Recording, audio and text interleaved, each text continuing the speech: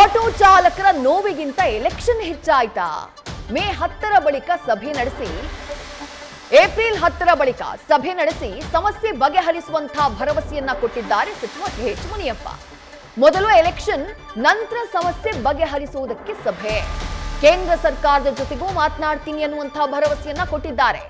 ಖಾಸಗಿ ಬಂಕ್ನವರನ್ನ ಕರೆದು ಮಾತನಾಡ್ತೀನಿ ಅನ್ನುವಂತಹ ಭರವಸೆಯನ್ನ ಕೊಟ್ಟಿದ್ದಾರೆ ಆಟೋ ಚಾಲಕರಿಗೆ ಸಚಿವ KH ಮುನಿಯಪ್ಪ.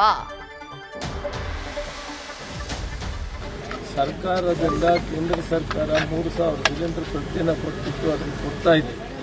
ಆದರೆ ಪ್ರೈವೇಟ್ನವರು ಜಾಸ್ತಿ ಮಾಡಿದ್ದಾರೆ ಮತ್ತು ಅವರಿಗೆ ಅನುಕೂಲ ಮಾಡಿಕೊಡ್ತಾ ಇಲ್ಲ. ಇದಕ್ಕೆ ತಕ್ಷಣ ಒಂದು ಮೀಟಿಂಗ್ ಕರೆದು ಇದನ್ನು ಸಾಲ್ವ್ ಮಾಡೋಕ್ಕೆ ಪ್ರಯತ್ನ ಮಾಡ್ತೀವಿ. ಸರ್ಕಾರ ಕೊಡೋ 3,000 ಪರಿಸ್ಥಿತಿ ಕೊಡ್ತಾ ಇಲ್ಲ, ಆದರೂ ಕೂಡ 100% ಉಪಯೋಗಿಸ್ತಾ ಇದ್ದಾರೆ. ಆದರೆ ಅಷ್ಟೇ ಸಮಯವಾಗಿ ಪ್ರೈವೇಟ್ನಲ್ಲಿ ಕೂಡ ಕೊಡ್ತಾ ಇದ್ದಾರೆ. ಆ ಪ್ರೈವೇಟ್ ಅವ್ರು ಸ್ವಲ್ಪ ರೇಟ್ ಜಾಸ್ತಿ ಮಾಡ್ತಾರೆ ಅಂತ ಹೇಳಿದರೆ ಅದು ಬಂದಿದೆ. ನಾನು ಸಂಬಂಧಪಟ್ಟ ಅಧಿಕಾರಿಗಳ ಮಧ್ಯ ಮಾತಾಡ್ತೀನಿ. ನಾನು 10ನೇ ತಾರೀಕು ಒಂದು ಮೀಟಿಂಗ್ ಕರೆದು ಇವ್ರಿಗೆ ಸಾಲ್ವ್ ಮಾಡೋಕ್ಕೆ ಪ್ರಯತ್ನ ಮಾಡ್ತೀನಿ. ಅವರ ಜೀವನ ಇದ್ರ ಮೇಲೆ ನಂಬಿಸಿದ್ದೀನಿ.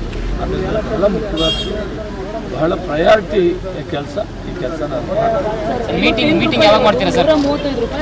ಮೀಟಿಂಗ್ ಯಾವಾಗ ಮಾಡ್ತೀರಾ ಸರ್?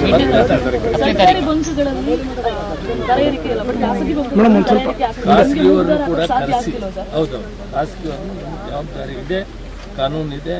ಖಾಸಗಿಯವರನ್ನು ಕೂಡ ಈ ಮೀಟಿಂಗ್ ಕರೆದು ಬಂದೋಬಸ್ತು. ಸರ್, ಇವತ್ತು ಚರ್ಚೆ ಮಾಡ್ತೀನಿ ಅಂತ ಹೇಳಿದ ಅಧಿಕಾರಿಗಳ ಜೊತೆ ಯಾರ ಜೊತೆ ಚರ್ಚೆ ಮಾಡ್ತೀರಾ? ಎಲ್ಲಿ ಚರ್ಚೆ ಮಾಡ್ತೀರಾ ಸರ್? ನಾನು ಗೌರ್ಮೆಂಟ್ ಆಫ್ ಇಂಡಿಯಾ ಅಧಿಕಾರಿಗಳಿದ್ದಾರೆ, ಅವ್ರನ್ನೂ ಮಾತಾಡ್ತೀನಿ. ಪೊಲೀಸರು ನಮ್ಮ ವರಿಷ್ಠ ಅಧಿಕಾರಿಗಳನ್ನು ಮಾತಾಡ್ತೀನಿ. ನಿಯಂತ್ರಣ ಮಾಡೋದಕ್ಕೆ ಸಾಧ್ಯ ಇದೆ ಸಾಧ್ಯ ಇದೆ, ಸಾಧ್ಯ. ಆದರೆ 135 ರೂಪಾಯಿ ಪರಿಸ್ಥಿತಿ ಗಂಭೀರವಾಗಿದೆ, ಯುದ್ಧ ನಡೀತಾ ಇದೆ. ನಾವು ಕೂಡ ಸಹಕಾರ ಕೊಡಬೇಕು. ಸರ್, ಈಗ ಎಲ್ಲಿ ಬಂಕಲ್ಲಿ ಸ್ಟಾಕ್ ಇದೆ, ಎಲ್ಲಿ ಇದು ಪ್ರಾಬ್ಲಮ್ ಇದೆ, ಮೇನ್ ಪ್ರಾಬ್ಲಮ್ ಇದೆ ಜಗತ್ತಿನಲ್ಲೇ ಇದೆ. ಆದರೂ ಅವರು ಮುಂದಾಲೋಚನೆ ಮಾಡಿದರು.